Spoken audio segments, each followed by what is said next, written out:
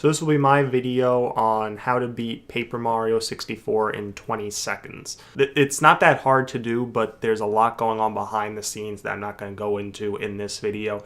Just know that if you don't see a mouse icon on your screen when you start the game, you've already done something wrong. Now that said, let's get into this. So the very first thing to do is you go to File 4. Do not go to File 1, 2, or 3. This will only work on File 4. So you select File 4, and then when you name it, you have to name it capital S, PD, RUNGD. The reason is the game recognizes this as a code, which basically in full would spell out Speedrun God. Once you do this, and by the way, you have to do it exactly the way I do it. The cursor has to move to exactly where I move it, the way I move it, because if you don't do it exactly this way, it will not work. So the next thing you have to do is move the cursor on this screen exactly as I do it.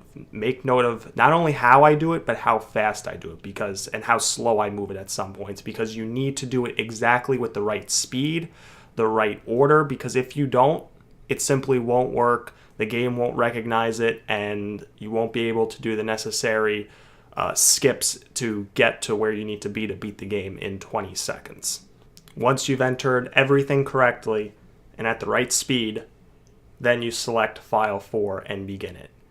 And as you will see here, you start on the final fight with Bowser with your hammer ready. You use the hammer, hit the action command, and Bowser is defeated. Then all you have to do is wait to get the Star Rod, and once you get the Star Rod, you say time, and voila. You have just beaten Paper Mario 64 in 20 seconds.